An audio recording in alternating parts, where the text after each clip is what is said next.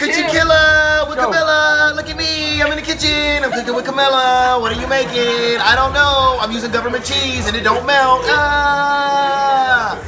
I even threw in the government cheese. You never heard of it? Play it for him. Play it for him. Cooking in the kitchen with Camilla.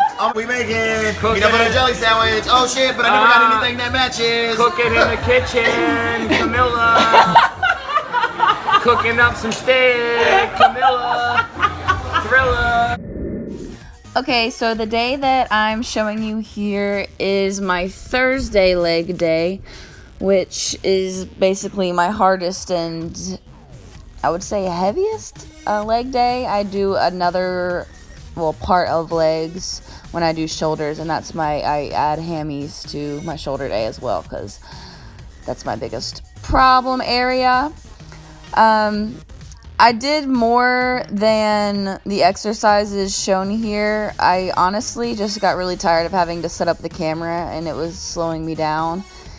I would post my workouts all the time for you guys if I had someone that could record me the whole time and I could just work out, but trying to find little places and perches to set up the camera is not the most fun thing ever, especially when you're trying to kill a workout. It just slows it down. So some things that I didn't show here, I did a vertical leg press, which is actually behind me in this video, and that's when my legs are literally straight up in the air and you press up and down. Some people use a Smith machine for it. I also did standing leg curls, superset with a leg press, just a regular one, but I had my feet close together so I could really work on my quad sweep there. And I also did seated leg curls and some band work, and then of course cardio to end it all off, but you guys don't really care to watch this. Ooh! And this is my reward for afterward. Hey guys, I'm here with my good friend Silvana, and we're just on a little nice Sunday stroll, right? Getting our sweat on. It's an off day, but I still got to do a little something. And I just wanted to talk to you guys about, a lot of people wonder what I do outside of wrestling and working out and stuff like that. My real job, and I'm not in center anymore, but it's actually being an RBT. I'm also a nanny for typical children, but as an RBT, it's a registered behavioral therapist, and you run ABA, and so Silvana works with me. Silvana, what is ABA? So ABA stands for Applied Behavior Analysis. What it is, we observe behavior, we measure behavior, and then we analyze the data to be able to find the best decision possible as to where our kids want to be. So we trying to increase behaviors or decrease bad behaviors.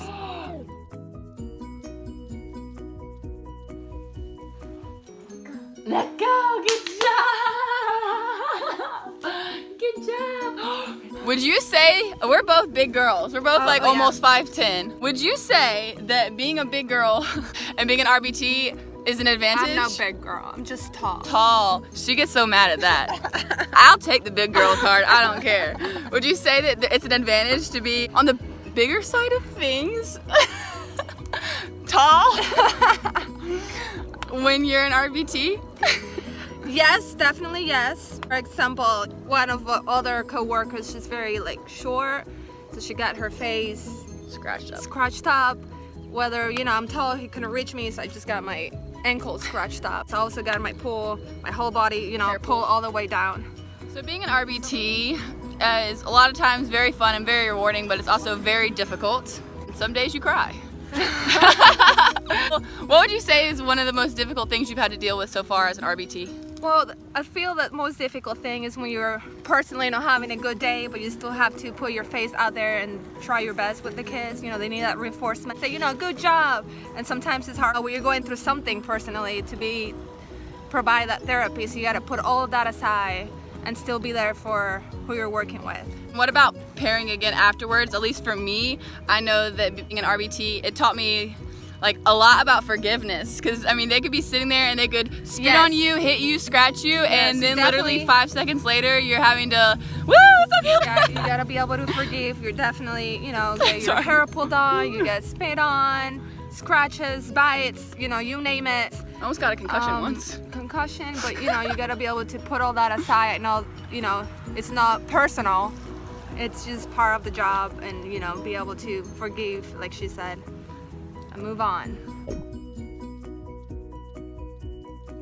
In order to make a change, you need definitely the teamwork. It's not always just our job, it's the job with the parents and all the stakeholders, you know, that have a part of the children's life. Because it's not like they're working with us the whole time. We could be No. doing everything right in center or, you know, in home one-on-one, but if you're not running the same thing when we're not there, the intervention's not going to work. Yes, you also need that support in the classroom, center, whatever, all environments, so you will be able to generalize the skills to all environments that really make a successful change. How has ABA, being an RBT, and now you're a BCABA? Yeah, BCABA. How has that kind of changed your life? Well, BCABA stands for Board Certified Assistant Behavior Analyst. Smart girl. So it's more like, so it's more, you know, the analysis part more than direct therapy. So you get to really sit down and analyze the behavior a little more and look for interventions that will make the lives of the individual more functional and successful. Do you use ABA in your regular life? You can use ABA with anything. It's not just for kids with special needs. It's for everything. You can use it, you know, for eating disorders, depression. Even if you drink a lot of alcohol, you can use ABA to reduce that behavior. So let me state, I know Silvana is a beautiful, beautiful lady, but I'm not gonna put her social media stuff on here because she is taken and has a man, and he gets mad whenever I tag her and stuff, because then she just gets a ton of requests from guys. So, and she just says no. She doesn't even accept them. Not a girl. Yeah. Not a girl.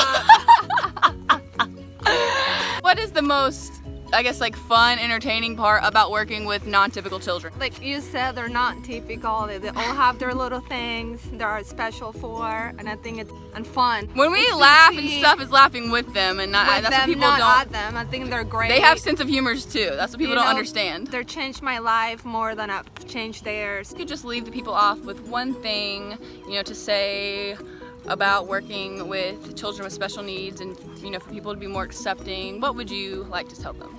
Well, just to be open-minded, because some of the behaviors you see, you know, everybody thinks, oh, special needs, oh, they're aggressive, like what do you do at work? Maybe they don't know how to communicate, so that's why they engage in these behaviors. So not to judge by what you see, but really get to know the kids first, because they're very loving and special and sweet, and you will end up, you know, just falling in love with them.